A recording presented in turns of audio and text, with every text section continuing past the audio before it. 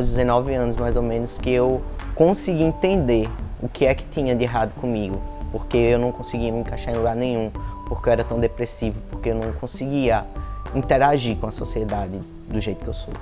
Desde criança, muito criança mesmo, eu lembro que eu tinha uns 5, 6 anos, eu já fazia coisas que não era típica do sexo feminino, digamos assim. Na escola eu sofria bullying, todo mundo me chamava de Maria Homem, esse tipo de coisa. Mas na verdade, como eu era criança, eu não tinha muita ideia do que estava acontecendo. Depois de muito tentar me encaixar em algum tipo de rótulo, tentar me rotular de várias maneiras, foi quando eu percebi que tinha alguma coisa muito diferente comigo, que eu não era exatamente do sexo feminino, entendeu? Do meu sexo de nascença, digamos assim. Comecei a ter crise existencial, entrar em depressão, eu sabia que aquilo não era o que eu queria viver, eu não estava no corpo certo, eu estava no corpo errado, mas eu não sabia o que fazer em relação a isso, porque naquela época a gente não tinha muita informação em relação ao que é ser homem trans. Então eu comecei a buscar informação na internet mesmo. Foi quando eu encontrei o blog do Leonardo Tenório. Ele foi meio que meu mentor em relação a isso. Ele é um homem trans e ele fazia o blog dele sobre transexualidade. Então foi quando eu li e eu falei, putz, é isso, finalmente encontrei meu lugar no mundo. Eu me encaixei em alguma coisa, eu não sou um ET. Não existe nada de errado comigo. Existem outras pessoas que são iguais a mim. Eu não tomava hormônio, nem tinha feito nenhuma cirurgia, mas assim, minha genética sempre me ajudou muito. Eu era bem masculino, mesmo sem tomar hormônio nem nada. Então, eu tinha uma vida social como homem mesmo, como homem trans. Eu comecei a estudar, né, pra passar em outros concursos também, para passar num concurso, para fazer alguma coisa da minha vida. Então passei no concurso da Defesa Civil do Recife, mas meu grande sonho mesmo era ser PM, porque assim eu tive muitos parentes, assim, tios que foram policiais militares, em especial um tio que ele foi tipo o meu inspirador assim para entrar na vida de militar. Quando eu era criança, assim, que eu via ele chegar em casa fardado, aquilo era muito massa assim pra mim. Eu ficava muito feliz quando eu via ele chegando fardado, ele botava o cap dele em mim e eu saía brincando com o cap dele, assim. Então eu sempre quis ser policial. Aí saiu o concurso da Polícia Militar, eu já estava estudando para ser policial militar. Num dos itens do edital estava dizendo que tipo era proibido a entrada de pessoas com patologias de transtornos sexuais, porque essa transexualidade hoje em dia ainda é vista como uma patologia, um transtorno sexual. Eu tive que regredir minha transição para ir em busca do meu sonho. Eu não tomava hormônio ainda, eu não tinha feito nenhuma cirurgia ainda, mas eu já me reconhecia socialmente como um homem trans, meus amigos, todo mundo. Eu estudei para a prova, eu passei nas provas objetivas, eu passei no teste físico, eu passei no exame médico, eu passei em tudo e entrei na polícia. E eu tive que assumir uma identidade de gênero feminina dentro da polícia militar. Eu tentava usar roupas neutras, tipo calça jeans e camisa toda branca, uma coisa meio unissex.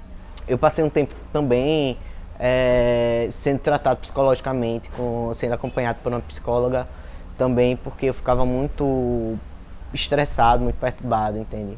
Não tinha convívio nenhum social com ninguém do quartel, porque eu tinha o medo das pessoas do quartel me vissem na rua daquela outra maneira que eu me apresentasse e se espantassem e tivesse algum tipo de reação e contassem para alguém. Foi quando o pessoal da SDS abraçou minha causa, falou, não, isso não pode estar acontecendo. Essa pessoa, do que é que ela tem medo, do que é que está acontecendo com ela? Foi quando o então secretário da SDS conversou com o comandante-geral, que na época era Luiz Carlos Pereira, que é uma pessoa genial, muito aberta a diversos assuntos. E também ficou sabendo da situação e disse, não, venha para cá, está abrindo uma nova diretoria aqui, que é a Diretoria de Articulação Social e Direitos Humanos. Você vai poder fazer sua transição lá tranquilamente, não vai ter problema nenhum. Você vai poder militar e pode vir que a gente vai dar todo o apoio. Foi quando a capitã Selena abraçou minha causa, o comandante-geral abraçou minha causa. A capitã, hoje então, comandante do GT Racismo, da Polícia Militar, que é o grupo de trabalho de enfrentamento ao racismo institucional, que ela trabalha também dentro da Polícia Militar, essa parte LGBT, a parte de racismo, a parte de intolerância religiosa, a parte de enfrentamento de violência contra a mulher, ou seja, abraça todo tipo de minoria, né? Então lá na DSDH eu não precisei mais disfarçar nada. Eu pude viver minha vida como eu mesmo, entendeu? E com todo o respeito.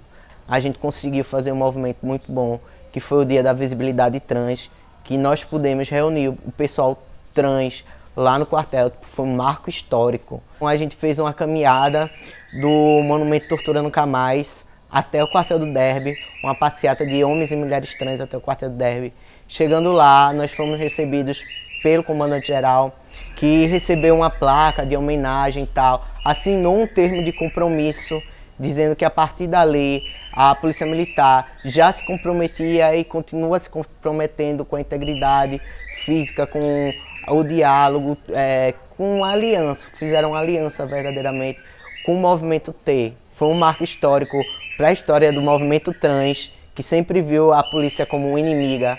E foi um momento histórico para mim, entendeu? Eu como policial militar, como um homem trans, vendo os policiais militares e as pessoas trans juntas, reunidas, tá entendendo? Fazendo uma coisa interessante para a sociedade.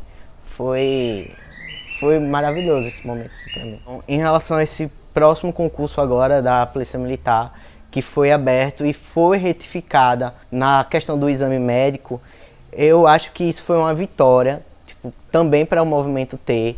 E eu acho que a gente precisa ter trans sim na polícia, não só eu, mas que venham outros e outros. Porque hoje em dia ainda, o pessoal do movimento T ainda tem muito receio de ser violentado e procurar a delegacia para prestar queixa e procurar a polícia militar para ser encaminhado a uma delegacia para prestar queixa. Tem medo de chegar lá na delegacia e sofrer mais uma vez o preconceito. Nós precisamos ter um trans, vários trans como policiais militares. Nós temos que ter trans na Polícia Civil. Nós precisamos ter trans como delegado. Nós precisamos ter trans como juízes. Porque aí tudo isso vai acabar, essa realidade vai mudar. Uma mulher trans é violentada, vai procurar uma delegacia. Quando chega lá, tem um delegado que é trans. Então não vai tratar a queixa dela como se não fosse nada. Nós temos direito de ocupar qualquer cargo público, como qualquer outra pessoa também tem o direito. Aquela pessoa que for capacitada para aquilo, aquela pessoa que tiver conhecimento, aquela pessoa que tiver capacidade cognitiva para aquilo. Que nesse novo concurso possam vir mais pessoas trans para me ajudar nessa luta, para trabalhar junto comigo. Eu vou adorar ter um monte de gente trans lá junto.